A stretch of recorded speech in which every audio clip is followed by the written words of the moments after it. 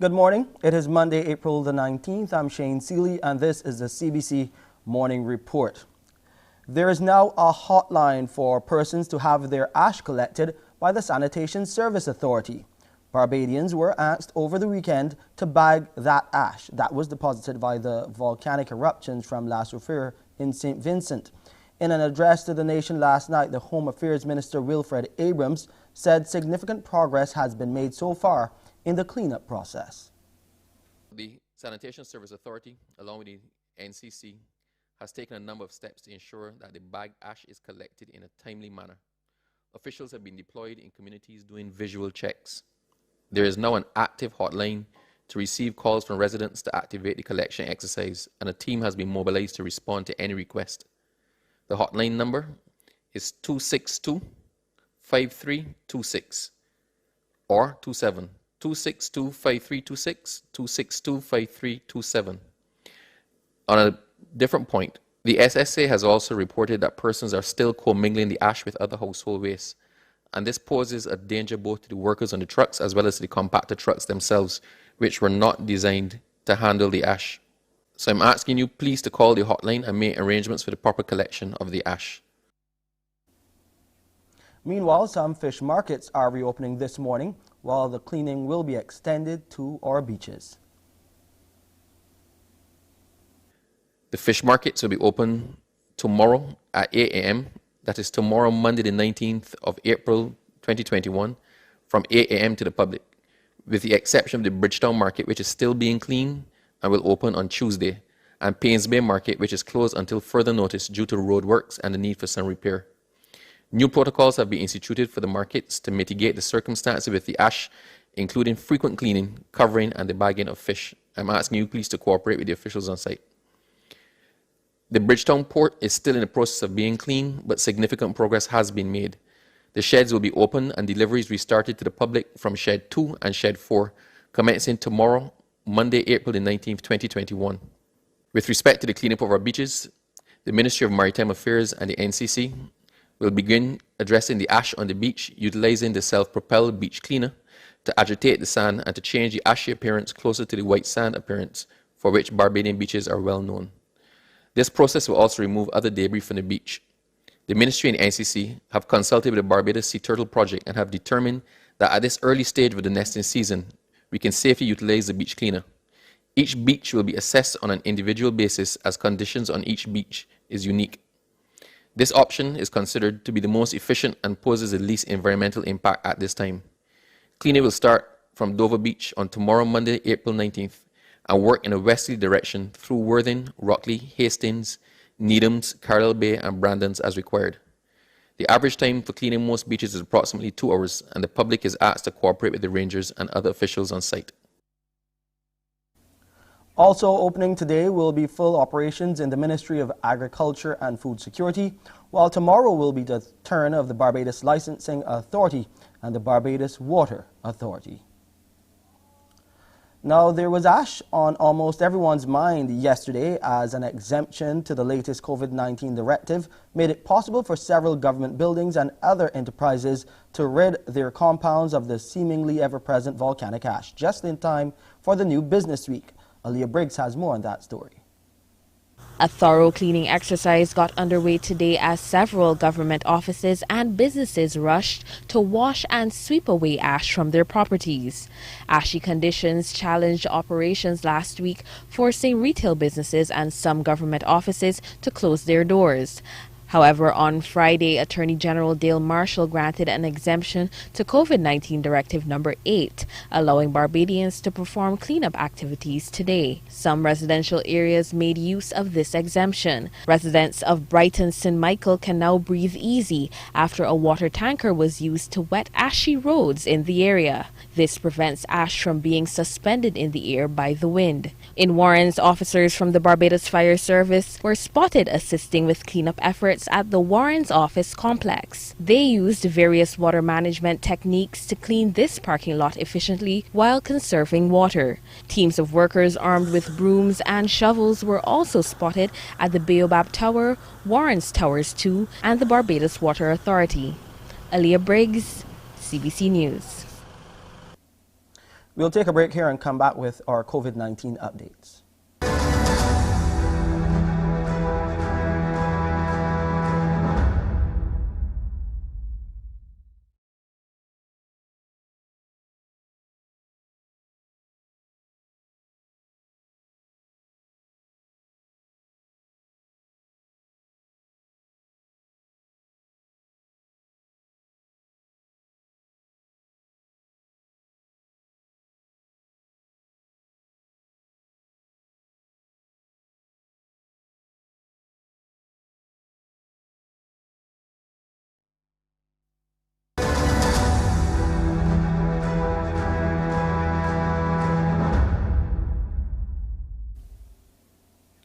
The administration of the second doses of the Oxford AstraZeneca vaccine will now start from today.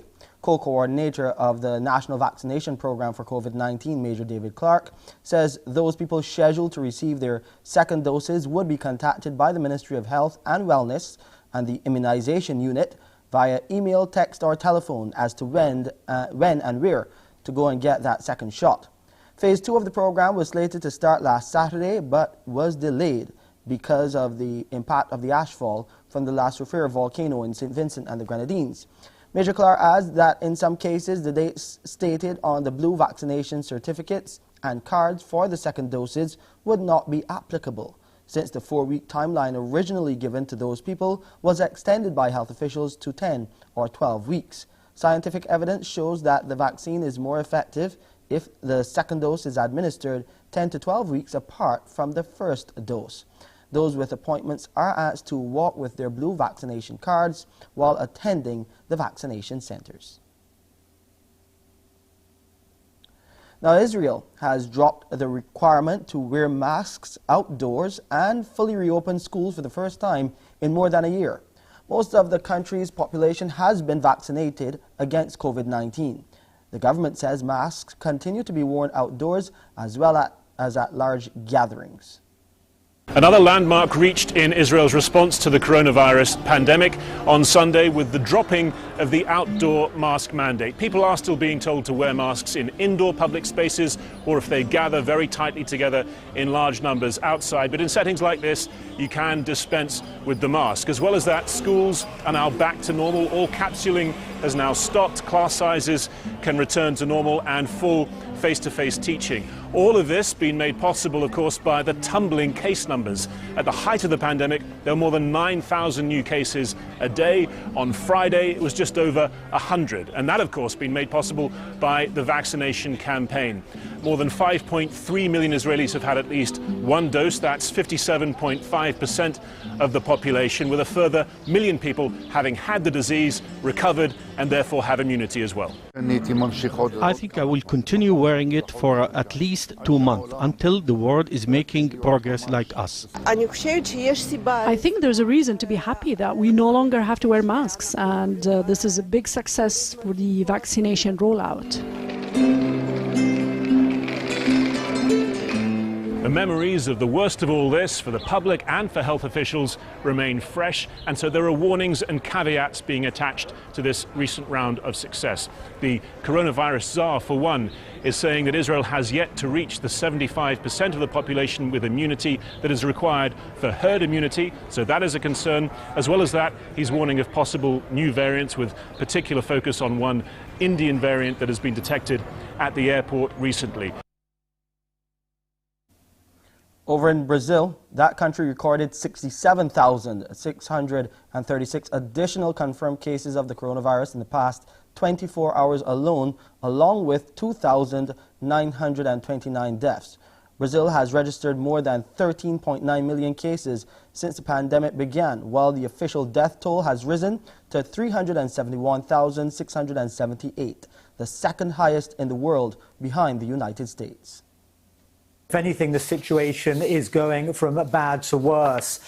We've now got a situation where it seems that some of the more virulent strains of the virus are circulating in Brazil, hitting particularly young people, people in their 20s and 30s who weren't as severely affected before. Also, pregnant women and babies. A greater number of babies have died in Brazil than in the years before the pandemic. They don't seem to know exactly yet why that might be. The only measures open to the authorities, we've had health ministers asking or suggesting that women simply delay getting pregnant until they get to the bottom of this problem. The situation in many of the hospitals is at breaking point. Medicines, including oxygen, are in very short supply. An average in the past few weeks of 3,000 people a day are dying across Brazil. 369,000 have died since the pandemic began. 14 million people now infected.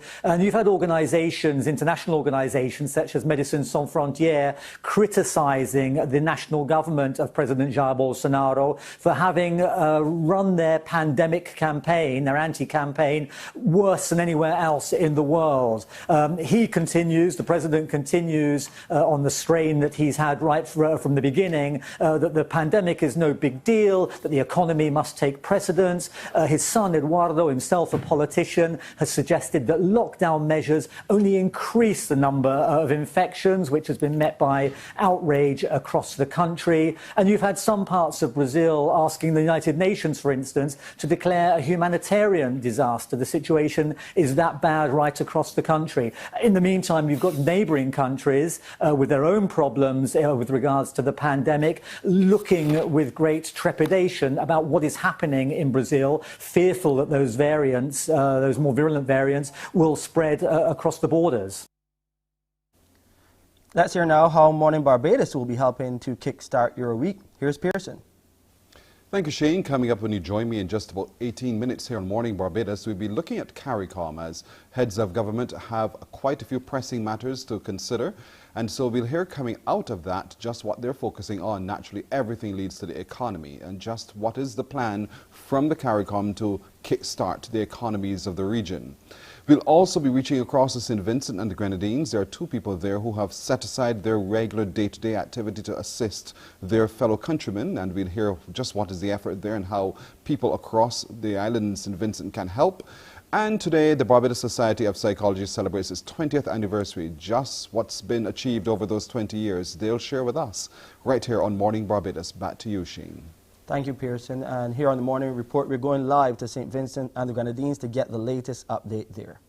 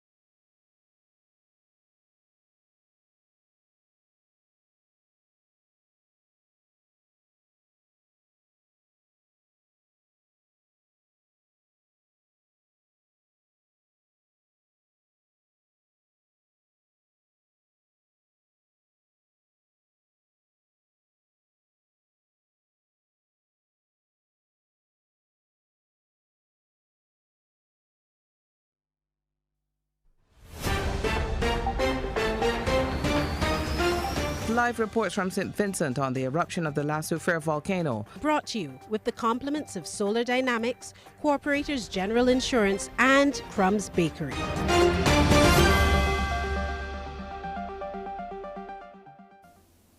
Now, there was fresh concern about more ash possibly coming over Barbados yet again, as we heard about more volcanic activity at La Soufrière in St. Vincent last evening. We go live to get an update from our Sharika Griffith, who's there on the ground. Sharika, good morning to you. Another spate of activity there by La Soufrière. What can you tell us? Good morning to you, Shane. Well, at around 4:49 yesterday evening, we had another explosive event, and it had actually been a full 52 hours since the last explosive event. So, you know, we were kind of hoping that things were starting to die down, but that was not so. The ash cloud that was emitted from that explosion, it was actually spread. It started to spread towards the west and the south of the island, which is where I am. So I don't believe you in Barbados would have been impacted too heavily. But as the evening got darker, it was hard to see the real impact of it. But now that the sun has come up this morning, I have definitely noticed that there is an increased ash in this area. I know I had told you before that O'Hare was actually pretty clean. It definitely had less ash than I left in Barbados at home. So there is a noticeable layer of ash everywhere today. However, we had quite a few showers overnight, and again this morning some very heavy showers. So that's actually helped to clean things a bit. I was having a look outside and at the rooftops and the trees and the vehicles, and they're actually not in too bad shape. It would just be like the covered areas like the patio, which is next to where I'm sitting at the moment, that you can actually see the impact. But again, because I'm in what is considered the green zone, it's not too bad. It's not unbearable. But we'll certainly be keeping things, be keeping an eye out to see if there are any changes as the day goes on. What has the mood like been on the ground since that activity again at La Soufrière? Is there another fresh sense of fear developing among Vincentians and people there? I wouldn't say that there is that sense of fear, no, because I've been seeing the neighbors, especially the children, they're outside running around. Even after we heard of the eruption yesterday evening, I could still hear children outside running around and playing and laughing. So I definitely wouldn't say that there's that sense of fear. Even when we went into downtown Kingstown a couple days ago, people, in my opinion, were moving around as normal. We actually passed through this area where citizens were, you know, having a drink, linemen hanging out and having fun. There was music playing. So I definitely don't get a sense of fear. I think that people have really accepted that, you know, this is part of their everyday reality, and they're learning to exist while it's going on. I know last time I checked in with you, the shelters were for the most part full as evacuees were still there. Have some of them started to think about going back to check on their homes? I'm talking about those who were removed from the danger zone, who are asked to evacuate. People have been doing that. We actually, I've spent the last 2 days in the red zone. Yesterday we were on the leeward side of the island, which is on the western side to the north. And I actually met quite a few people. Now, we were in the community of Chateau Bel Air, which is pretty high up there, and definitely one of the worst hit areas. That's probably the most ash that I have seen. We were covered in it by the time we left. And we met quite a few people there. There was this gentleman, his name is Giles Francois, and he told me that he lives there with his ailing brother. They had decided to write things out there when the explosion first occurred. But after they started to run out of supplies like water and food, he decided to evacuate, particularly because of his brother. But he says he goes back there every other day to check on his house. And that was something that I found interesting because, you know, they're telling you to evacuate, but he made an interesting point in that, like I said, that's one of the areas that's really covered in ash, and a lot of it is settling on the roofs. That is a problem because, of course, as you know, especially when it gets wet, it really starts to weigh down things. So he's actually been going back every other day. He gets there by boat because there's a jetty in the area. It was the same place where they actually used to evacuate the people. He gets back there by boat every other day, and he goes and he cleans off his roof and, you know, tries to keep things around the house okay until he can come back and check on it again. So people have been doing that. I also saw that happening on the windward side of the island, the opposite side, in communities such as Sandy Bay. They also have been going back ever so often, just to check on things and perhaps, get some more supplies, get some more necessary things from home, like clothing and whatnot, and then heading back into the shelters. Okay, finally, before you go, what's the situation with the drinking water? There's still concerns about contamination? Well, up until Saturday, Prime Minister Dr. Ralph Gonsalves had indicated that 80% of the country's water supply, especially in those areas where there had been shortages, had actually been restored. But he did note that there was a concern if the rain came. And like I said, we got quite a few showers overnight and again this morning. So we're going to have to follow up on that because their system is gravity fed. A lot of the water comes down from the higher elevations. So because of the falling ash now from yesterday's explosion and then the rain could possibly cause mudslides which could get into their rivers and streams and contaminate it. That was definitely one of the concerns that he had raised. So definitely something that we will be following up on to see if that has in fact happened. Great reporting, Sharika. We'll continue to check in with you as long as you're there, but please stay safe with that ash in the air. Okay. Our Sharika Griffith there live in St. Vincent and the Grenadines, monitoring everything happening with La Soufrière volcano. While there were suggestions on social media and social media platforms yesterday that planes could not land here at the Grantley Adams International Airport, senior officials have refuted the reports that dusty conditions had brought a halt to activity. The assurance came as at least one major airline destined for Barbados reportedly opted to divert to Antigua yesterday. Our Ryan Broom has more. Deputy Chief Executive Officer of the airport, Terry Lane, has confirmed that an inbound British Airways flight opted to divert to Antigua. However, he also tells CBC News that planes are indeed continuing to land and depart the island's lone airport. Now, he says while there is still some dust present in the atmosphere, conditions have actually improved and it is not as bad as it was yesterday. Now, Mr. Lane also says that the two remaining flights from this evening, a British Airways and American flight, were both still scheduled to leave as normal. Mr. Lane has also explained that airport authorities have put a system in place to ensure pilots have maximum visibility when taking off and landing by limiting the number of flights that can land or take off within a short space of time of each other. He says such a system is an industry-wide safety standard implemented in certain conditions and is practiced as required at international airports around the globe. The GAIA officially reopened yesterday, following an extensive cleanup of volcanic ash over the past few days. Ryan Broom, CBC News. Internationally, Russia has expelled 20 Czech diplomats in retaliation for a slew of diplomatic expulsions by Prague, giving the affected Czech diplomats just over 24 hours to leave the country. The Czech Republic on Saturday had expelled 18 Russian diplomats, giving them 72 hours to leave, after saying that two alleged Russian spies who are accused of a nerve gas and nerve agent poisoning in Britain in 2018 were also behind a deadly explosion at a Czech ammunition depot 4 years earlier. A series of explosions hit this ammunition depot 330 kilometers southeast of Prague in October and December 2014. 2 men were killed. Almost 7 years later, the Czech government says it now knows who is responsible.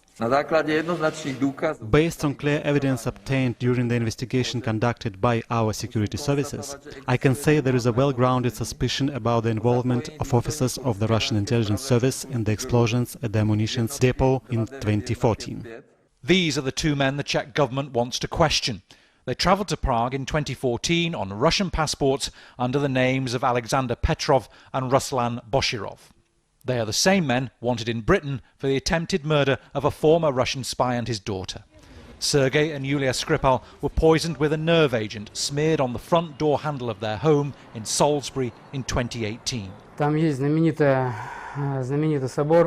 Interviewed on Russian television, the men said they'd gone to Salisbury for some sightseeing, particularly the city's cathedral spire. They're very unlikely to face questioning for either the Czech explosions or the British poisonings, as Russia doesn't extradite its citizens. The 18 Russians forced to leave Prague join a growing list of diplomats forced to fly home to Moscow in recent months. 7 European countries and the US have either expelled Russian diplomats for alleged spying or in response to Russia expelling European diplomats. The Foreign Ministry here says its retaliation will force Prague to fully understand its responsibility for destroying the foundations of normal bilateral ties.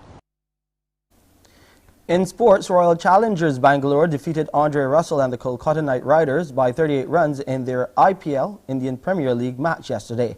Opting to bat first, RCB made 204 for 4 after Glenn Maxwell top scored with 78, while AB de Villiers was unbeaten on 76 of 34 balls, both of them striking 9 fours and 3 sixes. Russell was expensive, with his 2 overs costing 38 runs. In reply, KKR could only manage 166 for 8, with Russell top scoring with 31 with 3 fours and 2 sixes. Let's look at the highlights.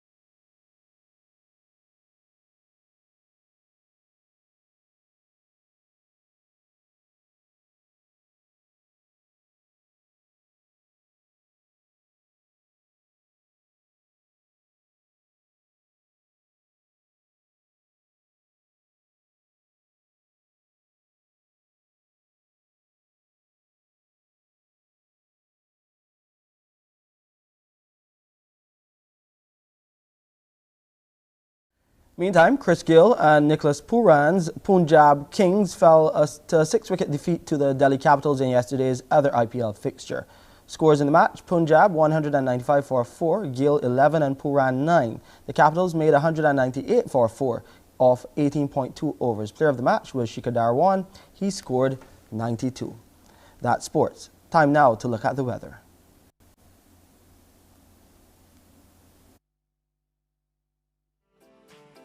Clear. We had some early morning showers. Those roads are wet. Be careful. Take your time.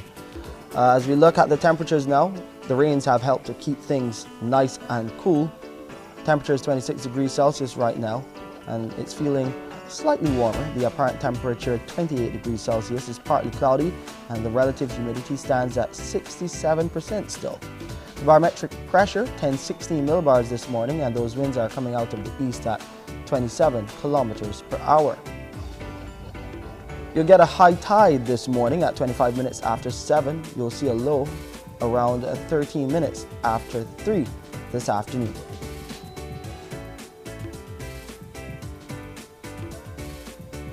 Those seas are calm to moderate in open water. Swells are peaking around 2.0 meters, 2 meters, and expected to increase. Today in Barbados, it will be partly sunny with a few brief isolated light to moderate showers. And tonight, it will be partly cloudy with a few brief isolated showers. No haze outlook in effect. Meanwhile, in the Lesser Antilles, it will look like this today and tonight. Fair to partly cloudy, it will be there with a few brief isolated light showers. Internationally, London, you're getting up to 17 degrees Celsius today. If you're in Frankfurt, it will be slightly warmer on the high side. But in Montreal, you're getting some snow, but not too cold, not in a negative at all. And all of our other international destinations in North America also in the positive. And that's where we wrap up things on this edition of the Morning Report. I'm Shane Seeley. Morning Barbados starts now. Wake up, wake up, wake up, wake up. Barbados, get up. Good morning. Good morning, Barbados. Good morning. Good morning to you. Good morning. Morning, morning, morning. Good morning to you. Good morning. Morning, Barbados. Good morning. Good morning to you. Good morning. Morning, Barbados. Good morning. Wake up, wake up, wake up. Morning to you. Good morning, everyone. Welcome this Monday morning, the 19th of April, 2021. I'm Pearson Bowen. So glad you could join us on our Facebook page, CBC Barbados, and our YouTube channel, Caribbean Broadcasting Corporation. Welcome wherever you are. Before we're done today, for those of you like me with your sinus issues as a consequence of everything in the atmosphere, how do you use your neti pot? We'll talk a little bit about that. But this morning, we're also celebrating the best of who we are. So let's get started with this celebration out of the UK. Take a look at this. Thank you, Paul, for that introduction, and to all of you who have chosen to join us to recognise the start of the new presidential term. My thanks also to David, my predecessor, who guided the profession through the end of the Brexit transition and throughout the pandemic before stepping away from his role. It is a great privilege to serve as the 177th President of the Law Society of England and Wales. Although we are unable to gather in person due to the real and present threat of the pandemic, I am delighted to be able to address you from the Law Society, albeit remotely. Even though the surrounding streets of Chancery Lane are quiet, the legal infrastructure that underpins our country is bustling. Across the country, solicitors, law firms, in-house teams, freelancers, and our courts have not stopped. They have been there every step of the way, helping people, businesses, and government to get back on their feet, and will continue to deliver these vital services after lockdown lifts. I know you're asking, who is she? Well, she is now the incoming president of the Society of England and Wales, a law society. And so we're happy to join with her this morning. Good morning to you, Stephanie Boyce. Welcome. Good morning, Barbados. Now, when we see the name Boyce, immediately we think Barbados and immediately we think St. Lucie. Tell us a little bit about where your family's from. Well, absolutely. So, yes, my father, my grandmother, my family emanate from Alexandra in St. Lucie in Barbados. Now, I must tell you, that's my parish as well. That's my parish of birth. So for me, it's a celebration to know that one of us has ascended now to the position of president of the Society of Law in England and Wales. What does that attainment mean to you? It still takes my breath away to become the 177th, the sixth female, and the first person of colour, the first black office holder of the Law Society of England and Wales in its almost 200-year history is a remarkable achievement, and one it feels like I'm still dreaming, but a remarkable position to occupy. Well, we send congratulations from here in Barbados to you indeed. One of the things that you said you wanted to leave office knowing is that legal rights mean nothing if you don't know when those rights are being taken away, or if you don't know how to exercise those rights, or you don't know where to go to find out more about those rights. What's underpinning a lot of your philosophy? Well, I think, growing up, I grew up in a household where, my parents taught me, I was exposed to what was going on, some of the injustices that was going on globally, domestically, around the world. and I saw people struggling to exercise their rights. I also see when people, the effect of when people don't know their rights or the inability to be able to exercise those rights. And so we, the Law Society, continue to advocate, to lobby government in this country, the United Kingdom government in this country, to invest in the justice system. And some of this is about public legal education. Over the last year, this has been a year of uncertainty. The pandemic has changed the way we do things. And so much of our liberties has been encroached upon. Who would have thought in the United Kingdom that we would think twice before we left our front door? And in fact, that clip you showed a few moments ago, you will see that I've now had a haircut. But, we were unable to. But, for months, in fact, twice last year, I believe, I had a haircut. So I went from weekly to twice or thereabouts. But the point being is that if people are able to enforce their rights earlier rather than later, we see that that then stems further problems further down the line. So we continue to encourage to invest in our justice system. I see your smile. Do you remember those days? My father said that through. The days of the big hair. Wonderful indeed. How much of your Caribbean association really has girded your loins so that you could be the woman you are today? Well, I'm in no doubt that, my strong upbringing in terms of a sense of justice, right or wrong, that was instilled in me from a young age.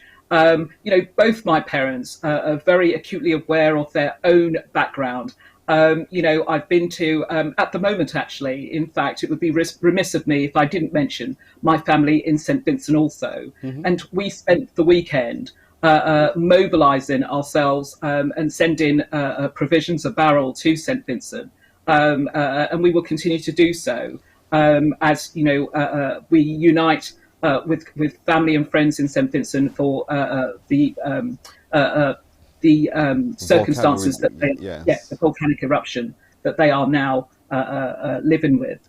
But, both my parents and my grandparents, as I say, who came to the United Kingdom, my grandfather came in around 1960, my grandmother in 1962, my maternal grandparents, my father in 1964 at the age of 17. But I have been back a number of times to Barbados and indeed St. Vincent with my father to Barbados and family. So it would be, to have and we still have strong Caribbean influence today. Yes. On Sunday, we still have that that big meal. Family meal is important. I love it. You credit your grandmother, Justina, in St. Lucie for a lot because she, according to you, was straight talking. And what's that relationship between yourself and your grandmother? Well, absolutely. So, like my grandmother, sorry, all my different devices are going off. But like my grandmother had a dislike of her first name. And like me, although a national newspaper did out me the other day, so everybody knows what the I stands for now. But, she told it like it was. And what that instilled in my father, who then instilled in us, is that, as long as you're true to yourself and true to those around you, then you can't go wrong. But so true. What I caveat that by saying, and what she did caveat that by saying, is that in no way, when you're straight talking, in no way do you diminish people. If you can't uplift someone or take them with you, you leave them where you found them, but in no way do you diminish them. Well, that's excellent advice indeed. You are a part of a minority, really, when you look around you. How does it feel, and what are some of the things and the lessons learned being part of a minority in a vast society as in England? Well, absolutely. So the legal profession, the solicitor profession at the moment, 52% of us are female. That's up from 29% 25 years ago. And in fact, 25 years ago, 4% of us were from a Black, Asian, minority ethnic background, compared to just over 17% today. So a remarkable achievement to achieve. But whilst we don't have an issue at entry level, so we've got, as I say, women make up 52%, Black, Asian, minority ethnic, in contrast to the population in the United Kingdom, is well above the population. The difficulty is that through career progression and retention, that's where we're not seeing the numbers as great as we would like to see. So, for instance, in the largest 50 firms in England and Wales, only 8% of partners are from a Black, Asian, minority ethnic background. And I see the various pictures in front of me. And you will see my mission to leave the profession more diverse and inclusive than the one I entered. And that has been and is my sole ambition. Well, not just my sole ambition, but my driving ambition to ensure that, that I take people with me. It took me four attempts to become firstly elected as Deputy Vice President, and then you automatically become Vice President and President, as I am now. But the story is one of resilience, never giving up. And you push. You continue to persevere until something happens, because every door is open if you push. I love that. Every door is open if you push. All right, so let me push this one now, because one of the things I ask of people who are of Barbadian descent, who are elsewhere, a couple questions. If you, Stephanie Boyce, were to land on this beautiful island of ours, Barbados, right now, where would be the first place you'd like to visit? Well, I think I'd probably go to Oystons to get some flying fish.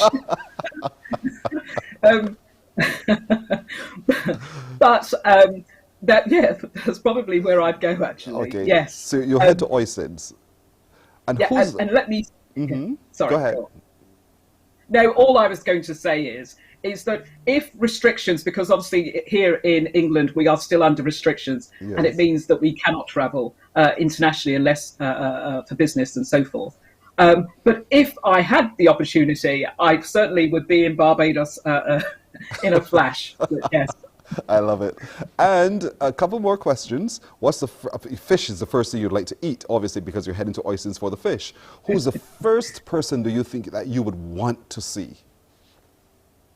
Well, I think, obviously I'd get to see my family, but aside from my family, I would like to go and see the Right Honourable Prime Minister Mia Mottley in person. She sent me a lovely letter, and I would like to thank her in person. And I would also like to take the opportunity, if I may, to thank the High Commissioner and the Deputy High Commissioner from Barbados to the United Kingdom here, Mr. Innes and Charles Morris, who have been great allies and great friends of mine. We have subsequently become. So I'd like to thank everyone, but I certainly would go and see Mia Mottley to thank her in person. Oh, I could hear the excitement in your voice. When you're such a Barbadian. So, in the UK, you're mobilizing efforts to assist your family in St. Vincent and the Grenadines as well. When you hear the news of the eruption and how people have been displaced, how did it really affect you? Well, we have family. So my mother's side of the family stems from Georgetown, the north of the island, which is greatly affected, Byra, where my grandfather came from, and so forth. So we've had family who've had to evacuate to southern parts of the island in other families' homes at the moment. So how did it affect us? They've told us they need food. They've told us that they need water, toiletries, and so forth. So as soon as I finished work on Friday, as soon as I could get out the house, we went straight, and indeed on Thursday, went straight and did shopping. We've been shopping. I just spoke to my uncle to make sure that the barrel is now on its way. There is a shortage, we're told, of barrels here at the moment because so many people are sending barrels home. So we were lucky to have one barrel, but a number of boxes. We've sent boxes. And we'll be sending small provisions in the next couple of weeks. But unfortunately, it takes a couple of weeks to arrive. But nevertheless, we will continue, it's sad, and it's even more heart wrenching that it takes 2 weeks, and B, that we're just not able to to do more. But we will continue, and I know that the United Kingdom is continuing in its efforts as well. Stephanie Boyce, it has been our immense pleasure today to celebrate your success, not just as a Barbadian, but also as a Caribbean woman. And so we want to commend you on all of you've been able to achieve thus far. We wish you every success going forward as well. Thank you so much for joining us. Thank you very much. You're very welcome. Stephanie Boyce, she's the president-elect of the Law Society of England and Wales. Her term begins in October this year, but certainly by the way she's been expressing herself, we are telling you she's going to make a tremendous mark in her office. We're back after this break. Morning, morning, morning. Good morning. Good morning to you.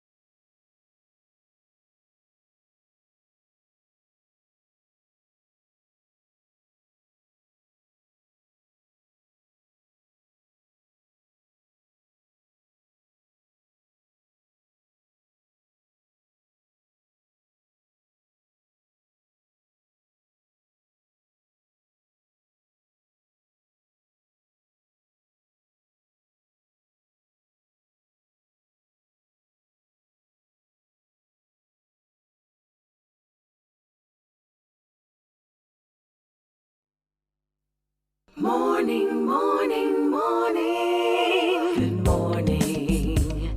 Good morning to you. 13 to go to 7 right now. We'll turn our attention to conversations on CARICOM. We're joined by Barbados Ambassador to CARICOM, His Excellency David Commichon. Good morning to you, Ambassador. Morning, Pearson. Pleasure to be here. Good to have you again. You would have heard from the lady just before you who came on, Stephanie Boyce, who is now the president-elect of the Law Society of England and Wales. What an outstanding contribution she's been able to make to the world, really, and as a Barbadian. She's also part Vincentian, as you heard. They're also from England, mobilizing efforts to assist those in St. Vincent and the Grenadines. What's the latest coming out there based upon your connections on the ground in St. Vincent? Well, she shares a little bit with me because I was actually born in St. Vincent, left at the age of 6. So I have that St. Vincent and Barbados connection going on as well. Well, there you go. Well, last Thursday, what I can really report is that there was a special heads of government, CARICOM heads of government meeting last Thursday to look specifically at the situation in St. Vincent. So the heads of government got a report from SEDIMA, Ms. Elizabeth Riley, the executive director. She gave a report. Dr. Gonzalez spoke, and he explained the situation. And the various heads took the opportunity to indicate what each country would be doing. Basically, the way the SEDIMA framework operates is that it's a situation of collective security.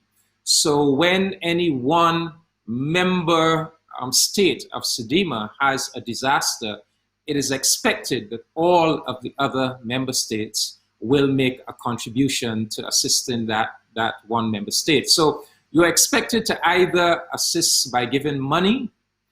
SEDIMA has an emergency assistance fund, or you're expected to help by providing technical personnel, or you're expected to help by responding to the needs list that the affected government puts out. So virtually every CARICOM country that's a member of SEDIMA has stepped forward and is helping in one way or another. Prime Minister Gonzalez made it clear the needs are going to go on for some considerable time. To begin, there's a need for food because St. Vincent is basically an agricultural society, and the area that has been most affected by the volcano is the agricultural area that produces the food that the country eats. So the agriculture having been destroyed, there's going to be a need to contribute food. There's also a great need for water. So much of the water supply has had to be shut down because of the ash. And so countries have been sending in water. Trinidad has sent in some water trucks that will be very valuable in this situation. So water going forward. There also is a little worrying uptick in COVID-19 cases. So we are going to have to give some assistance with the public health. There is, of course, an ongoing security concern, and the regional security system has already sent in some soldiers from Barbados and St. Lucia and a few of the member countries of the regional security system. Trinidad has also sent in officers. And what else was like? Oh, and Sedima was actually on the ground last week carrying out the damage assessment. A damage assessment team is in the country carrying out the damage assessment because it's going to be important to get a good sense of the damage has been done because that will feed into the reconstruction program. Sedima is already talking with our development partners about the reconstruction program for St. Vincent. So we need to do the damage assessment to know how much is going to be required to rebuild St. Vincent. So I think the word that really needs to go out is that St. Vincent is going to need assistance for some considerable time going forward.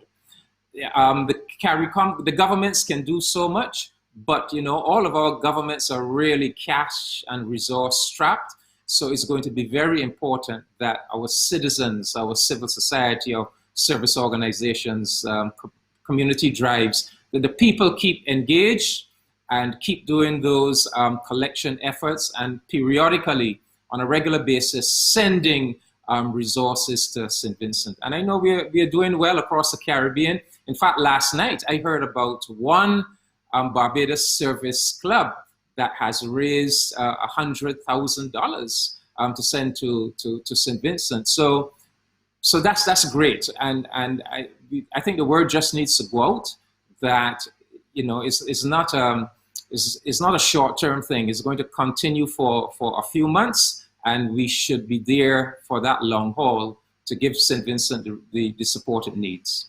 Absolutely. Now, everything ties to the economy. And we have the pandemic, we now have the volcano eruption in St. Vincent and the devastation of their food and agricultural area as well. So what is CARICOM's plan in being able to respond to what is beginning to feel almost like a tightening of the economic conditions in the Caribbean? Yeah, well, Pearson, I'd indicated to you that I wanted to speak a bit about this. The report of the CARICOM Commission on the Economy. Mm-hmm. Because, it's very important. We have been hit by these two unexpected crises. Last year, the COVID-19 pandemic caused so much devastation. And now we, in this part of the Caribbean, St. Vincent and now Barbados with the ash, we've been hit by this volcano. But it's very important that we don't get so caught up in simply responding to the immediate emergency that we lose sight of the more long-term transformational agenda that we were working on. And Prime Minister Motley is very, very clear about this, that we must not let these emergencies derail us from the transformative path that we were already on. So, for example, we cannot allow COVID-19 to stop us from implementing the CARICOM single market and single economy. And when Prime Minister Motley first came on board in 2018, one of the first things she did was, as lead head of the single market and single economy, was to set up this high-level commission on the economy, chaired by Barbados's Professor Avinash Prasad. including some really high-powered people. For example, a member, Dr. Ngozi Okonjo-Iweala, she was recently appointed the director of the World Trade Organization. You also had Mr. Pascal Lamy, a former director of the World Trade Organization, and a number of very high-powered individuals from the Caribbean. And they were given the mandate to come up with some powerful short-term measures to really energize our economic transformation in the Caribbean. And they came up with, in the first instance, they came up with 4 very powerful ideas that they said, look, try to do these 4 things first. We will come back with other solutions. And basically, even before they gave the 4 ideas, they said, look, what CARICOM needs to do is to have some very clear thinking about the things that we need to do regionally versus the things we should just do nationally. Because there are some things really that we shouldn't be trying to do regionally. It's better done nationally rather than overloading the regional agenda. So that's the first thing. Think clearly about that. Secondly, once you decide that there's some things we really need to do regionally because we do it better, then we don't have to wait for all 15 member states to get on board. If at least 5 member states agree that they are ready to go forward, let them go forward. And if the others aren't ready yet, they can join later. So having applied those principles, they came up with 4 immediate short-term things. Number 1, they said, look, the time has come when we need a fast ferry system so that we can transport people and goods across our region. They said that the technology exists now, that these trips can be done very quickly, very comfortably. And they said that based on their investigations, the private sector in the Caribbean is ready to invest in it and to make it happen. But the private sector needs the governments to put some regulations in place that would facilitate a fast ferry system as a commercial enterprise. For example, put regulations in place that would allow a Barbadian, for example, you just drive your vehicle onto the ferry, you get off the ferry in St. Lucia, and you just drive off. You go about your business in St. Lucia and drive back on. So motor vehicles to be able to operate in that way. You are a farmer, you drive your truck filled with produce onto the ferry, you do your delivery in St. Vincent and drive back on your vehicle. So those kinds of that kind of legal regime has to be put in place that involves immigration, customs, etc. Secondly, they looked at the CARICOM National Skills Nationals program, and they said, look, it is too bureaucratic, it's too slow. Why don't we just simplify it? Why don't we simply say that every CARICOM national, every school leaver who has more than 2 CXC certificates, so 3, anybody with 3 CXC certificates will qualify to be part of that Skills National program, to move freely, to work and live. And rather than having to go through a lot of bureaucratic red tape, why don't we simply have a CXC certificate that goes onto their cell phone, or into the new sophisticated passport. So as you travel, you just present that certificate to the immigration authorities and you're automatically granted the permission to work and live as a skilled national. I have to interrupt you right there because we're out of time, but I know there's more to come. So we will definitely mark this one to be continued. To let you say yes, because the Commission on the Economy has been given the mandate to share this with the people of the Caribbean before the CARICOM Heads of Government Summit in July. So they really want the buy-in of our people to these 4 fundamental ideas. There are 2 more that we need to discuss. So we'll pick those up next week when you join us again for conversations on CARICOM. Thank you so much, Ambassador Commission. Sure, Pearson. My pleasure. All right, let's take a look at our good decision of the day as we get ready to head to the news as well. Our good decision of the day brought to you by Glucerna, remember, they're returning the nutrients for your immune system. Here we go. Set aside some quiet time. If you're contemplating making a major decision, there's no point attempting to do so, surrounded by distractions, ringing phones, non-stop emails, a constant buzz of chatter from those around you. Pick a time and a place where you can be undisturbed while you embark on the process of decision making. Make that today. Set aside some quiet time. Make that your good decision of today. With nutrients to support your immune system, we encourage you to get outside today to get your Glucerna. After this break, we're back with the news. Morning, morning, morning. Good morning. Good morning to you.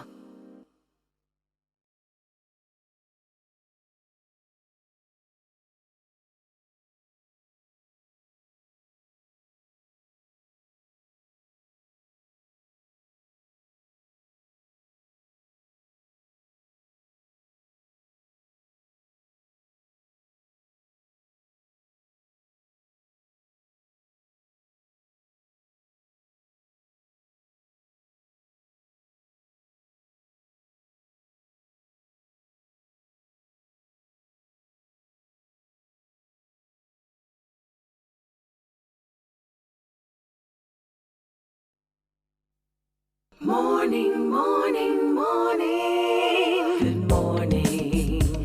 Good morning to you.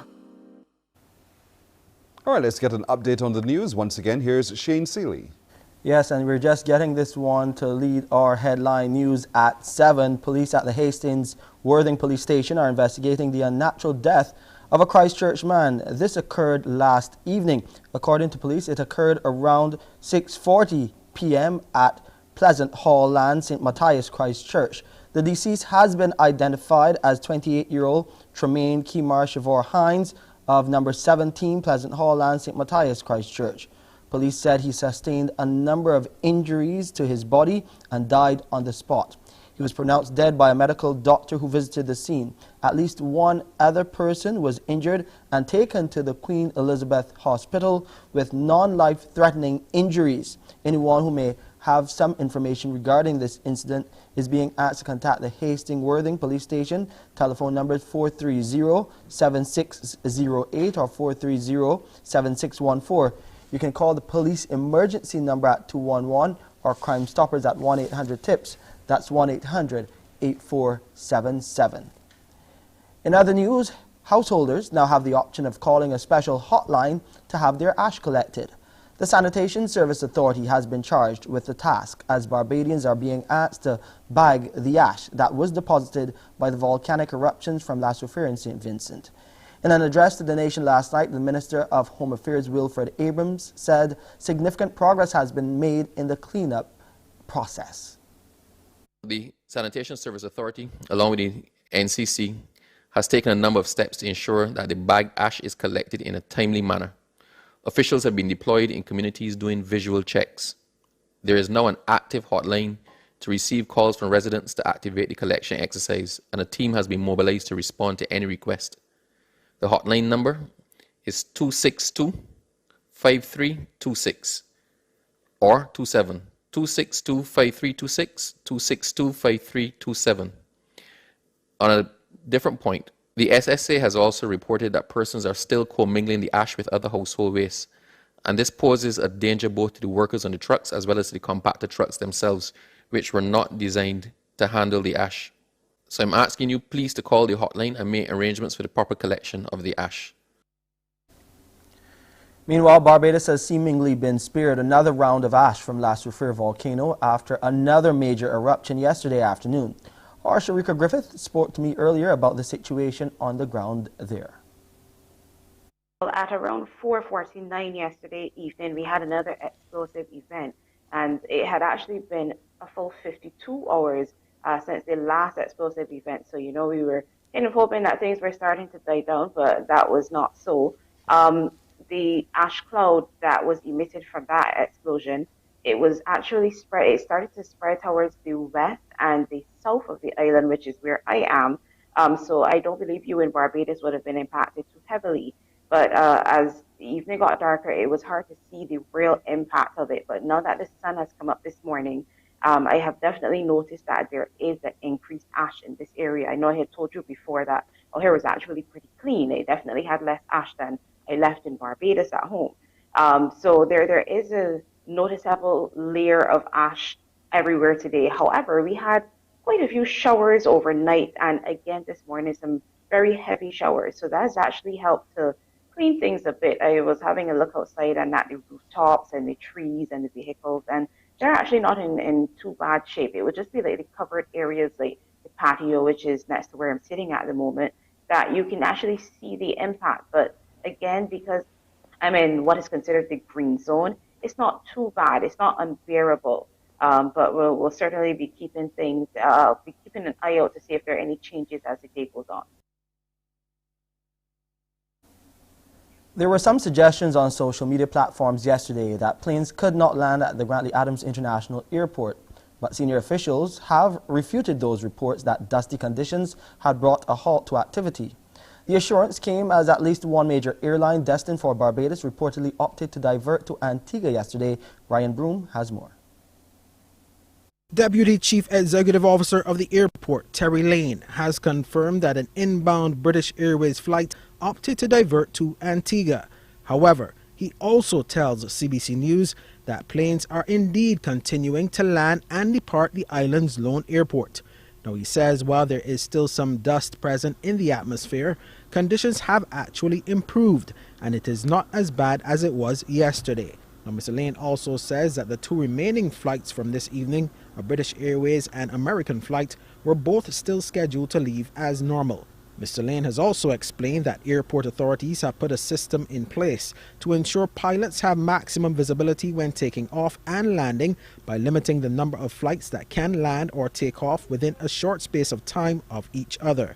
He says such a system is an industry-wide safety standard implemented in certain conditions and is practiced as required at international airports around the globe. The GAIA officially reopened yesterday following an extensive cleanup of volcanic ash over the past few days.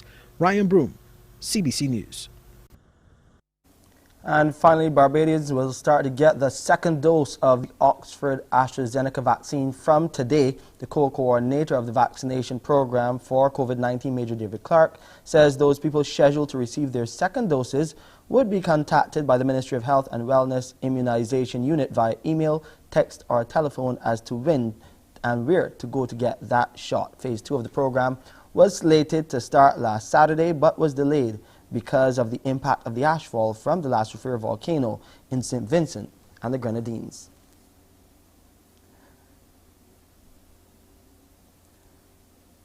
And that's it for your 7 a.m. headline news. I'm Shane Seeley. Back to you, Pearson. Thank you, Shane. 7.5 minutes after 7 o'clock now. We'll take a break here.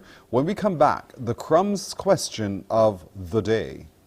Morning, morning, morning. Good morning.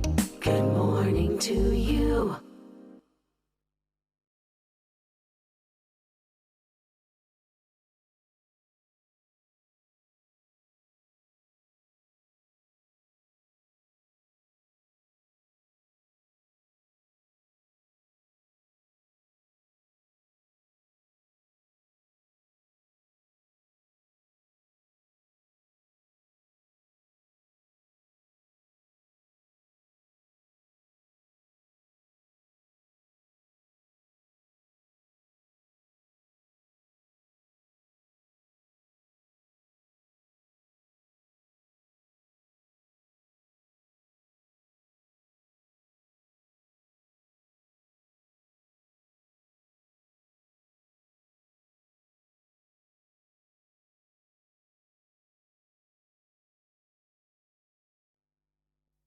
Morning, morning, morning. Good morning.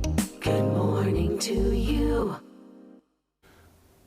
So if you're ready for this, get on the phone right now. 228-5562 or 228-5563, because here comes today's crumbs question of the day. You can be a winner with crumbs. 228-5562 or 228-5563. The crumbs question of the day is: what word is spelt in crumbs and sold in a cake at Crumbs Bakery? Look carefully.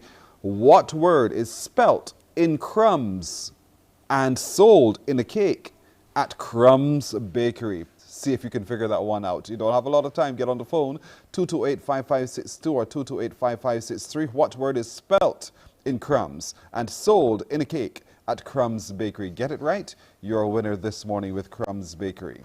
All right, heading to 10 minutes after 7 o'clock now. They're celebrating their 20th anniversary today, and so we're pleased to be joined by the Vice President of the Barbados Society of Psychology, Professor Donna Maria Maynard. What a name, Donna Maria Maynard. Good morning to you. Good morning, Pearson. It's a pleasure to be here this morning. Congratulations, first of all, on your anniversary today. 20 years, huh? 20 years. Now, yours is a society that aims to promote the development of and maintain professional standards in and the discipline of psychology. How has it been over those 20 years? Okay, those 20 years. Well, the idea of the association came around 1999. The late Albert Selby and the very Reverend late Father Theodore Taylor, as well as Dr. Norma Aswood, came together. They recognized that there was a need to really identify the profession of psychology. It was at the very beginning stages in Barbados at the time, and they officially launched the association back in 2001, which at that point in time was called the Barbados Association of Psychologists. And we more recently changed the name in 2013 to the Barbados Society of Psychology. Let me explain why for a second. What happened was that the Ministry of Health, through the Paramedical Professions Council, registers psychologists in clinical, counseling, and educational psychology to practice in Barbados. However, in more recent times, there are people that are going on to qualify in other areas, other subfields of psychology, such as forensic psychology, music psychology, behavioral psychology, and they're not able to register as practitioners, but however, they do practice as therapists and researchers and in other areas. And we wanted to be able to embrace them in the association because they come with valuable knowledge and skill sets. And so we changed the name in 2014, to accommodate everybody. So we're now the Barbados Society of Psychology. Predominantly psychologists are our members. We also have some associate members who are mental health practitioners. And over the years, I think we've been working steadily to really destigmatize mental illness, really promote mental health and well-being within the Barbados populace. And how can you measure that? What do you see to confirm for you that you have been effective? Well, I think the fact that people generally seem to be taking their mental health more seriously. We are seeing increases in numbers of people accessing our services. We have good relationships with, for instance, the guidance counselors in the secondary schools, and we know that students and parents and teachers alike are using their services as well. So we're definitely seeing, that there's some movement towards understanding that our mental health is as important as our physical health. And I think this is no more truer than at this time, not only with the pandemic, but also with the experience that we're having with the ashfall, recognizing that we're social beings and having to socially isolate from everybody. And then on top of this, we have the ashfall now, so we can't really even go outside for those of us who have respiratory issues. Recognizing that this can affect how we feel, how we respond to others. We become more irritable, get tetchy and so forth. And we're recognizing that, yes, this is part of who we are. Many of our reactions to the natural disasters that we're experiencing are normal. It's normal to have anxiety. It's normal to that anxiety to affect how you sleep and how you relate to others. And I think that, people are recognizing this, they're seeking help and moving forward and managing themselves better. The journey towards acceptance and recognition, though, continues. So what else does the society think it needs to be able to advocate for so that, more and more it's a level playing field and everybody understands that our mental health is also very critical? I believe that we have to really make a call for infusing the education system with more information about mental health. We do have some information that is communicated via the I have to remember the name, the Family Life program, Health and Family Life program. So there is some information out there, and we do have, as I said, the guidance counselors in the secondary schools, but still, more is needed. Children need to be given the opportunity to develop an emotional vocabulary. We're seeing a big movement with the whole emotional intelligence coming in to the schools, which is very good as well. So I think we're making progress slowly, but we do have to advocate for a larger concentration in that area. Workplaces are also becoming quite stressful. And you talked about the mental vocabulary. Don't you also think that there is a need in the workplace among the adults for that vocabulary to be refreshed? Yes, I do. Some organizations have employee assistance programs and very good HR departments that make sure they provide training and regular sessions for their staff to be able to help them to deal with mental health issues, to be able to help them manage their own anger, their own anxiety. So yes, there is a need for it in the workplace, and it's an invaluable investment. When you invest in your human resources and everybody is working, more harmoniously, that affects productivity and everything. So definitely, there's a need for it in the workforce. How is the society ensuring equity and quality in the delivery of services, though? Okay, so the equity and quality is largely controlled by the Ministry of Health through the Paramedical Professions Council, and that is specifically directed at the clinical counseling and educational psychologists.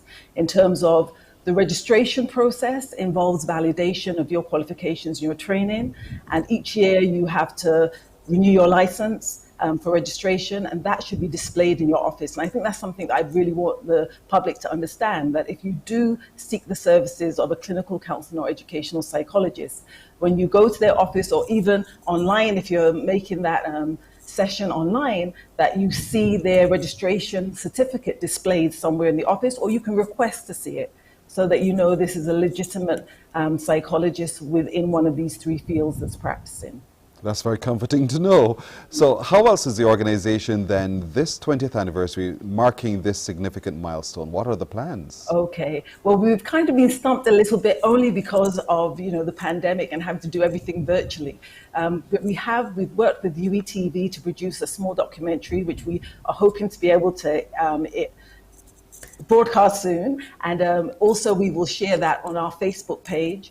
I believe we'll do a Facebook Live and Instagram Live and so forth. And throughout the year, we'll be engaging in fundraising. Of course, we're going to support St. Vincent and the Grenadines. I also should add that we come under an umbrella body called the Caribbean Alliance of National Psychological Associations, which has a national disaster relief committee that are working together in the best interests of throughout the whole Caribbean, as well as providing guidance for the individual national associations across the Caribbean. And in terms of celebrations, yes, we'll be celebrating the whole year. 20 years is definitely a milestone that we're proud of. So we will be celebrating throughout the whole year.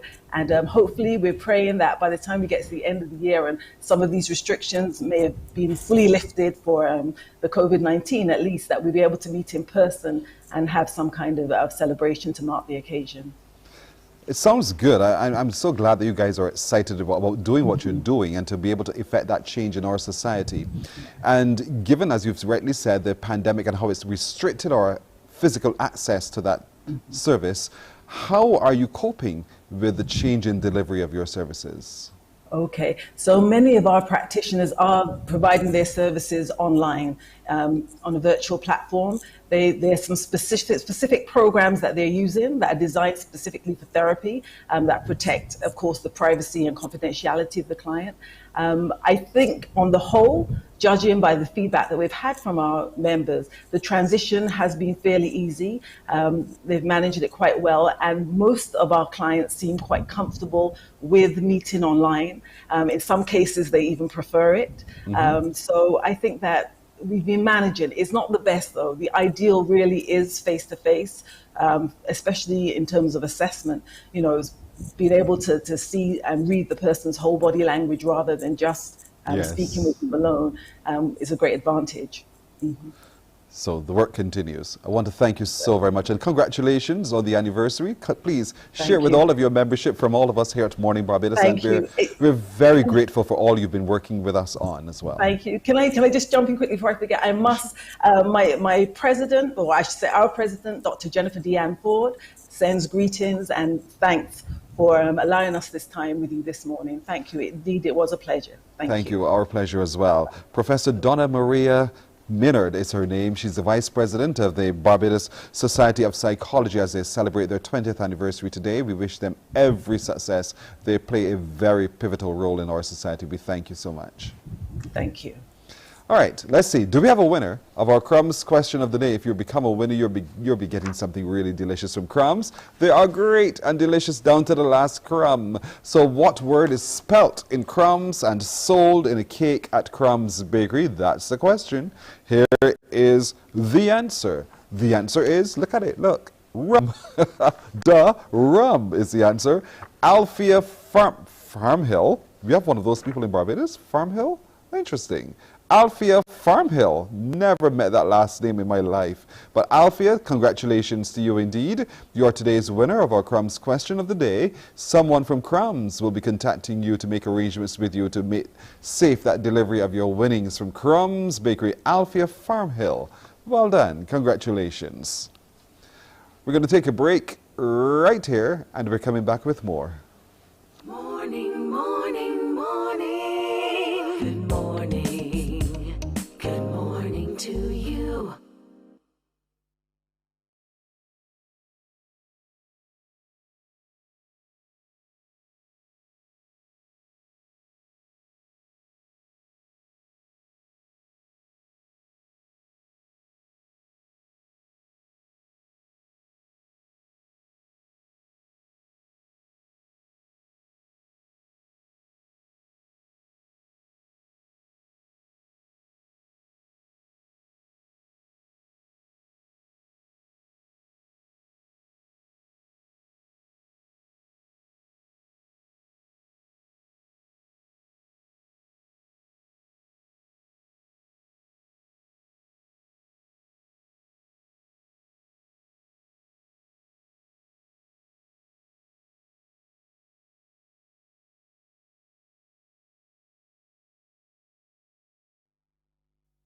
It's time for Spell It with Pediasure.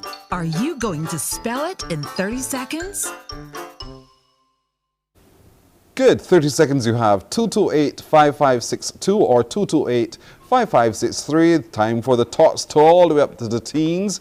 We have a caller on the line. If you spell it correctly in 30 seconds, then you are good to go. You become a winner. Good morning to you. Hello. Hello, good morning. Good morning. Good morning. Hi, good morning. What's your first name? Renisha. Those names again. How old are you? 12 years old. I beg your pardon? 12 years old. You're 12 years old. All right, I'll give you this word. Are you ready for it? Your word is grenadines. Grenadines. You know, as in St. Vincent and the Grenadines? Well, your word is grenadines. You have 30 seconds. Start now.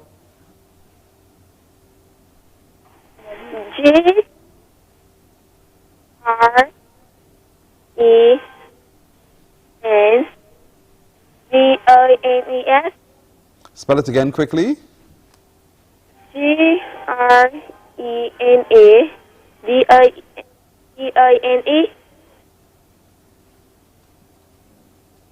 Plural, plural, plural. Pardon me? It's plural. All right, I think you spelled it right the first time. G-R-E-N-A-D-I-A-N.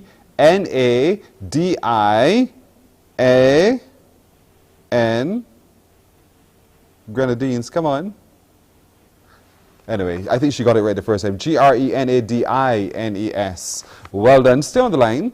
Stay on the line. We'll take some information from you so we can make arrangements with you to get your winnings from Pediasure. Remember, Pediasure is great for the children. It returns those nutrients also to their immune system. They come in chocolate, strawberry, vanilla flavor, and they're available island-wide, so go to get those to build and boost the good health of your children as well.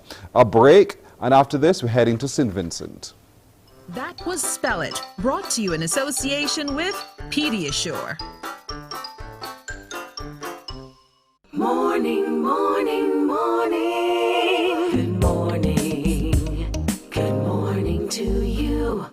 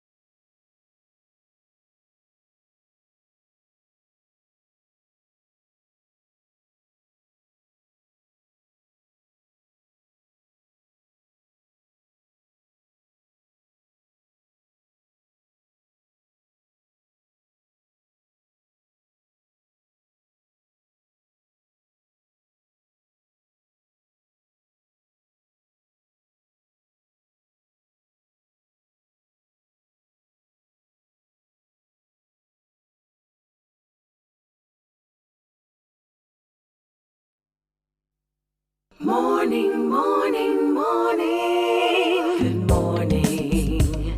Good morning to you. 26 after 7 o'clock now. We're so happy with the way the human spirit has risen to assist our brothers and sisters in St. Vincent. And the good thing is they're also doing things to help themselves. We're joined now by a Vincentian resident in St. Vincent, Edson Reese. Good morning to you. Good morning, morning. How are you doing this morning? Well, I'm tired, overwhelmed, but most of all, I'm happy. We've been getting a lot of help, a lot of overseas help. So, what's making you tired and so overwhelmed? Well, I've been on the ground since day one, and since eruption day, last Friday, I believe. We had another eruption last night again, yesterday, I believe.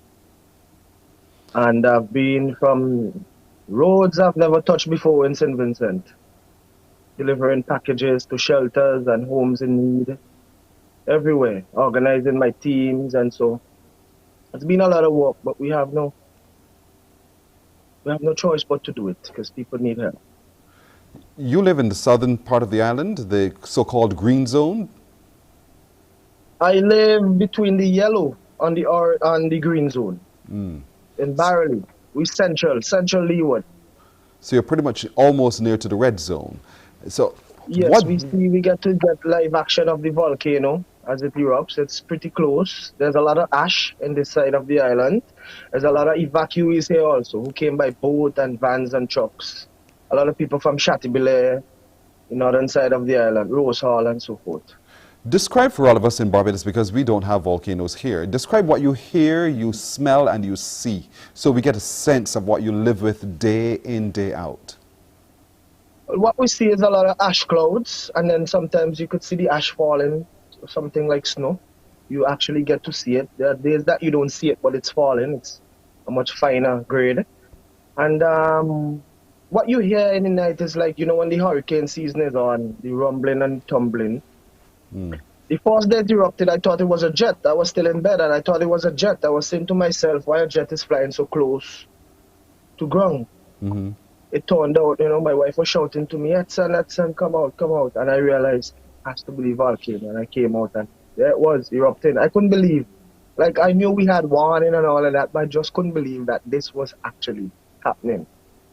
We smell, there's a strong sulfur smell in certain parts that you go. It goes in direction with the wind, I imagine. You said you couldn't believe it was actually happening. How prepared were you, really, for its eventuality?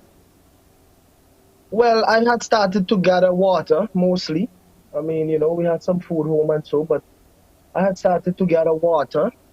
I don't know much that we can do. I think it's something that needs to be placed in our education system, that we teach, because we are a volcanic island, and that's not going to change until it becomes dormant. So I think it's something that needs to be implemented in schools. We need to teach kids about volcanic preparedness. And well, on the night when they gave the evacuation notice, I brought 2 other drums at home and filled them with water. Mm-hmm. So I was prepared with water for sure. Mm-hmm. But there's not much you could do to prepare for the ash. So true. You said you make the trek day in, day out to the shelters because you want to bring relief. How has that effort been going for you in terms of having sufficient to make those deliveries? I can't complain. I can't complain about the supply of stock from the supermarkets and other retailers. I can't complain about the funding. We've been getting funding. From day one, I got a friend reached out to me. She couldn't be on the ground, and she was like, you know, she set up a fund, and it started from right there. Mm-hmm. And other fundraisers have reached out to me. I mean, I'm using monies from different funds. Everyone has been so kind. People are still reaching out to me. People are going to send shipments and so forth. So we're getting the help. Mm-hmm. We are getting the help. I think that we've been getting a lot of stuff, even from you in Barbados. And I'm not short on anything thus far. Hope it keeps that way. I just realized my focus more to babies now, because I realize every shelter I go, there's a need for help with babies. There's a lot of baby needs. You're also a photographer, so you're capturing what you see. So the images that we're sharing with everyone on the screen that you can also see are some of the experiences that you've had while you're out and about. So could you describe what we are all looking at? Well, it's just taking relief out, trying to get water,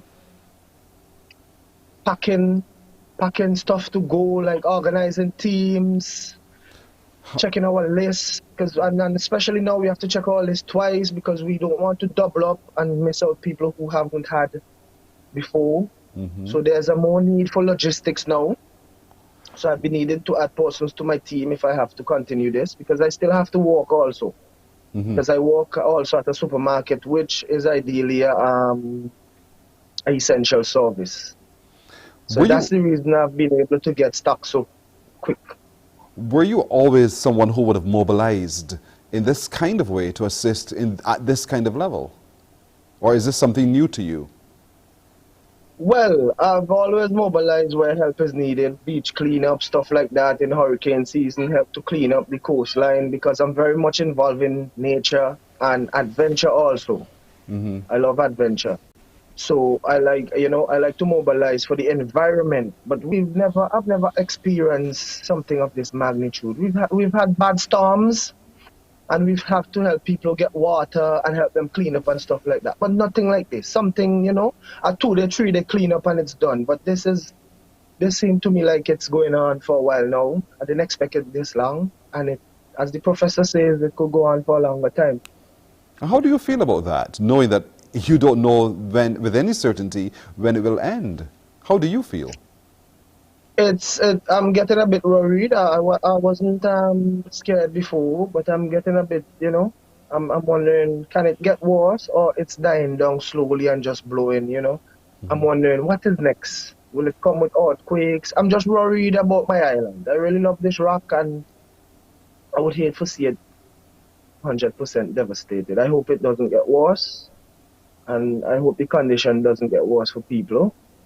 Also, I've read up on some history from 1902, where it erupted for almost a year until 1903. They had, you know, different activity, different occasions of stuff. So I'm wondering if the professor did say it could carry on for a week, it could carry on for a month, a year.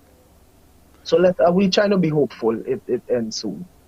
When you go to the shelters and you look into the eyes of those who you're assisting and you see their pain, how does that impact you?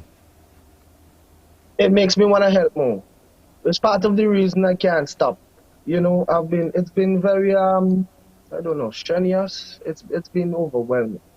People are calling me from all over St. Vincent and the Grenadines. They need this, they need that. I'm getting emails, messages on every platform, hundreds of messages, no exaggeration. And, I've been saying I need to slow down. It's been hard for me. I hardly get to sleep. I've been reaching home at midnight, every night after midnight.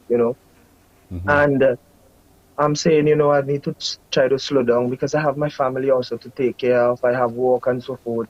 But I just can't stop. I can't stop because the need is still there for help. We still need more help. I think we need more ground forces, especially with healthcare. If we could get, I don't know, nurses from other islands or what, we need some help in healthcare to go around because we're still battling the COVID also. So we have to be mindful of that in the shelters. I think we need help with that. We need help with bathrooms and toilets built at these places. We need extra toilet facilities and so on. You're tugging at my heart. I feel your pain, I feel your passion, I feel your purpose, Edson Reese. And from here in Barbados, we really want to encourage you not to give up. I know you feel a little bit weary at times, but something tells me there's something within you still that will push you forward to do exactly what you need to do. And we really want to salute you on stepping up, to step in to help others as well. And we encourage you to keep going. Well done. Thank you so much for sharing. And we appreciate all the efforts from Barbados. Thank you so much. Your brothers and sisters there, thank you so much too. Thank you, Edson. Edson Reese is his name, and he has not yet tired. And as you heard, sometimes he reaches home after midnight, then to get up to go to his regular job, then to continue his work. Boy, the struggle continues there, and we can do our bit here in Barbados, can't we? When we take after this break, we'll hear another person in St. Vincent who's coordinating relief efforts. Stay with us. Morning, morning, morning. Good morning. Good morning to you.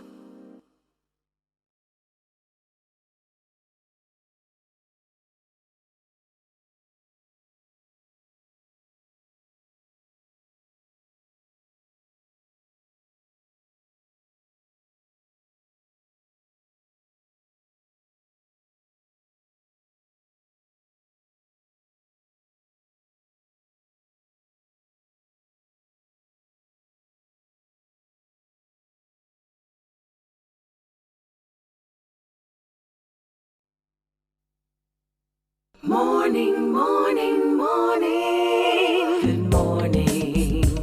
Good morning to you. 23 minutes now to go to the hour of 8 o'clock. How many of you have asked yourself, if it were me, if I was in that situation, what would I do? Have you asked yourself that? Well, this lady has asked herself that, and she's found her answer. L'Oreal Robertson is her name. Good morning to you, L'Oreal. Hi, good morning. Thank you for having me. You're very welcome. How are you doing today? I'm doing as well as can be expected in this type of situation, you know? Yeah. So tell me, describe your environment where you are. Okay, so I'm one of those who are pretty blessed to be living in the green zone. I'm actually quite to the south coast. So for me, it hasn't been as traumatic or dramatic as it has been for those living in the red, orange, even the yellow zone. Here, I may have experienced a lot of ash and things of that nature, but the really, really bad situations I haven't really been in. So that's why I say, I'm one of the few that may be blessed because of where I am. But you're seeing the pictures, you're hearing the voices, you're seeing everything that's coming out of the affected zone. And that no doubt affects you. Oh, definitely. I've never experienced anything like this before. Even when it comes to natural disasters, we haven't really had a terrible earthquake or a devastating hurricane in my lifetime. So to be going through something like this and then to be seeing the fact that, on the international platform, St. Vincent is the one on the main stage, St. Vincent is the one in the need of aid, that kind of is overwhelming, especially the first couple days when you really don't know what to expect. You don't know if the volcano is going to affect the South Coast or how bad it's going to be. So it's been a lot, but do you have any to move forward. Yeah. Do you have any friends, family, relatives, co-workers, anyone who lives or would have been dislocated in the red zone? I actually have a few coworkers who are displaced right now, and I also have I have a nonprofit foundation that focuses on helping and mentoring young people. And one of the students that I mentor, she and her family are actually from Sandy Bay, and so they had to evacuate to the safe zone. So I've been helping them particularly quite a bit. A few of them, and I'm just trying to make things as comfortable for her and her family as possible. But they're maintaining, a positive attitude, even though everything that's going on, they're still thankful for life and thankful that they were able to get out and thankful for all the aid that they're getting. So I'm just trying to continue to help them and help others. Yes. I want to go back, if the team in the back can take me back to those images of the devastation. I just want to look at some. When you see this, tell me what you see. It's unbelievable, really. You see things like this on television in other countries, maybe war-torn countries, but to think that that is this country that I'm currently sitting in right now, and the contrast between where I am and how things are up there, I almost can't put this into words what I'm seeing. It looks like something out of the history books from maybe 100 years ago. And it hurts your heart. It really does. It's really hard to see because, this is my country, this is my home, and to know that we're going to have to rebuild from all of that is, like I said, it's pretty overwhelming. What role do you see yourself playing in assisting those in need? Well, currently, I am working with two organizations. I'm a member of the Video Club of Students. That's a subset of the Lab and Substance Alliance Club International, and we've been doing drives, we've been collecting donations, buying items for donation. And then I'm also working with the Oxygen Mask Carnival Mask Band, who has been doing a major drive as well with affiliates from all across the region and the world.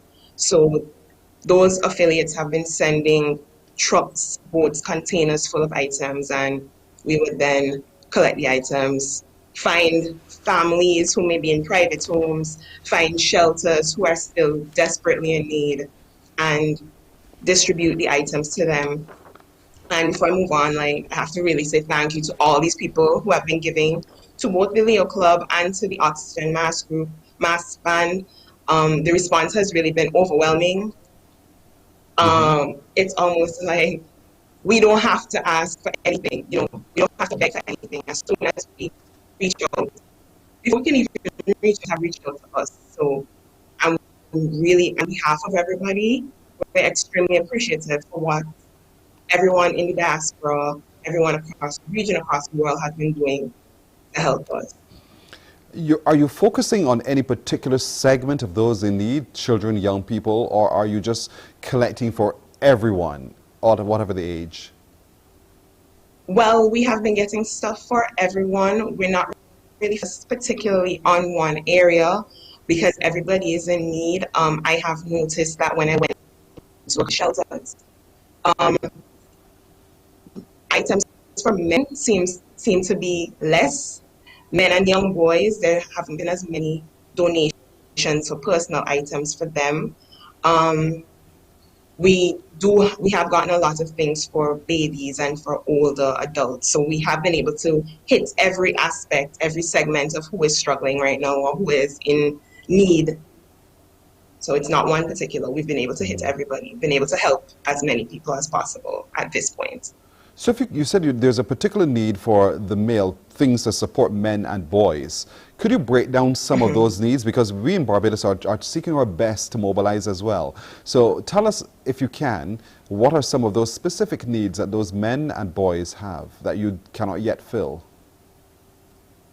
Personal items, especially clothing, underclothing, those seem to be what is requested the most when we do drop-offs to shelters. Even in the private homes, there you might find a family of, well, you might find a group of 30 people in a private. So they might not be taxed of relief because they're not. There's some. Some of them seem to be falling through the cracks a little bit. So the same thing is happening for men. Most times, women would be the ones who might have a little bit more close to donate and are able to give more. So I'm appealing more to those who are spending to, focus and see how much you can get for men and young boys. I can tell that they're in need of things like that. How are you doing with your time control? Because you also work, and no doubt you want to be able to find the time to assist those in need as well. So how are you managing that? What's a day like? Well, for me, I'm very thankful for where I'm working because I have been able to take a little bit of time off so that I can focus all my efforts on helping others. I'm in a position where I'm so blessed and I see how much needs to be done. And these same organizations I'm working with, a lot of the volunteers, they don't really have that option to take the time off. So I made that decision to put the work to the side just a little bit to see how much I can do in this short term. It's a long process. I can do the short term and other people to pick up where I may have to leave off. So for right now, it's been the major focus has been on the relief efforts and of course getting some sleep where I can, making sure that I rest as well because I don't want to burn out because I do understand this is a long haul process. You've just recently started your not-for-profit organization. Could you tell us a little bit about that and how that not-for-profit organization is going to lend its assistance to the relief effort? Well, I started the Each One Reach One Foundation. It's basically a mentor-mentee program where the mentors would assist their mentees in financial, educational, emotional support. It's still in the initial stages, so I don't have the funding or anything, but I have been in contact with the other mentors to make sure that they check on their mentees, to make sure that they're giving assistance where they can. And hopefully as time goes on, I'll be able to engage with more people and get more people involved. But right now I'm just focused more on the already established organizations that I know have the resources that I at this time don't have. With those protocols put in place as a consequence of the pandemic, how have those protocols assisted or hindered your ability to reach those in need at this time? Well, the major protocol was, for us really, is the mask wearing. I think that ended up being a blessing in disguise for Vincent Nationals on a whole, because there has just been so much ash in the air, particularly those first couple days, that we were lucky that we had already had that where so everyone had a mask. Everyone had something that covered their face with, so that has been helpful. But with the pandemic itself still taking place, you're kind of tasked with doing as much as possible, coming in contact with people when you go to the shelters, you go to the homes. Still having to be that COVID-19 is still very much present in Vincent, and that we're still at a risk. So we need to keep those precautions in mind. We do also ask for items related to the pandemic, so masks and sanitizers and things of that nature have been coming in droves as well. So that has been helpful, but that's all I can really say about that at this time. Well, L'Oreal Robertson, we are so pleased that as a young woman, you've been able to step up to the cause, and you've put yourself aside because there's a greater need that you need to meet, and you're doing it very, very well. We want from Morning Barbados here in Barbados to be able to support you. So in whatever ways we can, just reach out to our producer, let us know, and we'll see what we can do from our end for you as well. Thank you so much. Okay, thank you so much. And thank you to the people of Barbados. Your response has been amazing, and look forward to continuing to work with the nation as we rebuild our country. So thank you very much. Thank you too for joining us. You're very welcome. L'Oreal Robertson. And I like the word she ended with, rebuild, rebuild. That's going to happen. They're very strong and resilient people, so rebuild is going to be part of their focus going forward. A break, and when we come back, for those of you with your sinus issues, the neti pot, we're going to talk about that after this. Morning, morning, morning. Good morning. Good morning to you.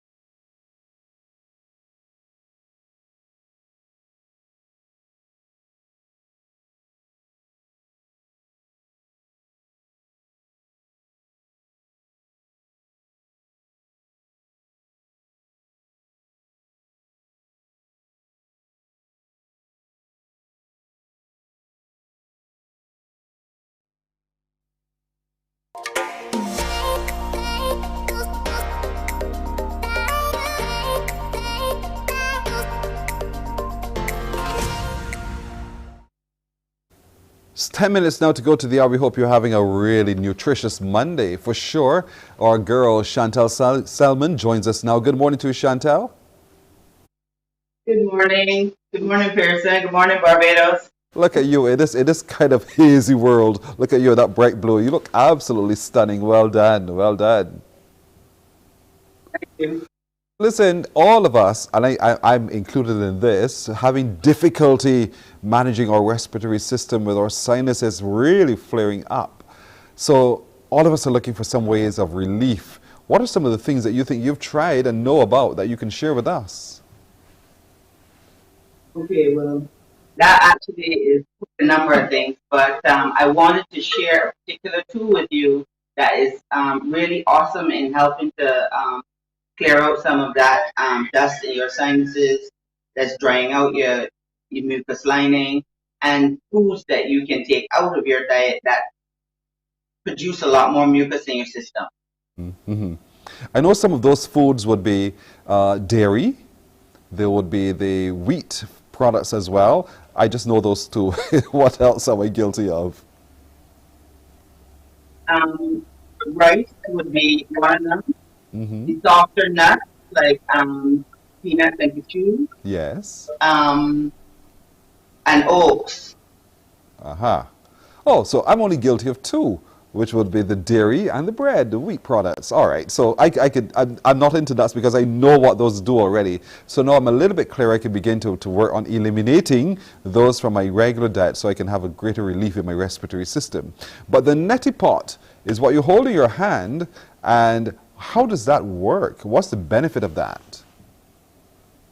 Okay, this is an awesome little pot coming out of Ayurvedic medicine, which is in India.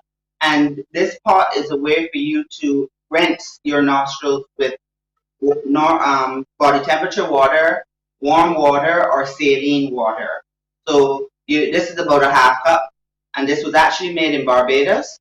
This is our beautiful clay, and it is lined inside so that there's no, it's not porous. So you fill this up. You can start with just you could just start with body temperature water so you get used to it. And you have to put your head parallel to the ground, and you're putting the neti pot in your nostril, and water comes out the other nostril. So it goes up into your sinus cavity and out through the other nostril. It tickles, doesn't it? It sounds as if it will tickle, and I'm going to sneeze. Through your mouth. Oh, really? Yes. That's the trick. So you tilt your head, run it through one nostril, it goes up and comes out the other nose. Or right. So do I hold you do it on the other side? Do I hold one nostril shut while it goes up, or I keep them both open? Both open so that the water can run out the other nostril, but you're breathing through your mouth as you're doing this. Okay. And you should do this at least, I would say, 3 to 4 times a day. Keep it in your shower and you do it every time you go in there to shower, to wash your face, to wash your hands, clear your sinuses, because we're taking in dust all the time. Do you feel as if you're choking or drowning or something? I'm just trying to imagine this water running into my cavities and coming back out, and the feel that that has, and the panic that might come from that feeling. Yes, a lot of people get very anxious and panicky when they feel that they can't breathe through their nose. So you can try doing some deep breathing just through your mouth to get accustomed to just breathing through your mouth before you start the exercise. But once you do it a couple of times, your whole sinuses, you can feel it sometimes all the way down through the back of your head. So you have to get used to all the sensations. So you have to repeat it till you get it. And then if your sinuses are blocked, that takes a little bit longer. That's where you would switch from body temperature water now to a warmer saline solution. So you're talking about like an eighth of a teaspoon of Himalaya or sea salt to a half cup of water. The salt, right? Not regular cooking salt. Exactly. Oh, so I was wrong on that one. I used regular cooking salt. I'm sorry. I did. I thought salt was salt, but it's a different kind of salt. Why? What's the difference? Minerals is not a chemical, sodium chloride. You're talking about all the trace minerals. Your body absorbs all these things, and especially in a liquid solution, yeah, you need to use the best salt possible. Okay, so the Himalayan salt, or what's the other one you recommended? Pardon? You recommended the salt that you recommended. You said we can use a Himalayan salt, or there were two options you gave. Salt. Salt. I got you. Oh, so that's why we could go dip our heads in the water. That's akin to that, right? Yeah. Okay, I got you now. I'm having a bit of noise here. You got to fast. Oh, hooray! Good. You get a collection. That's fantastic. Now, what's the yellow pot right there in front of you?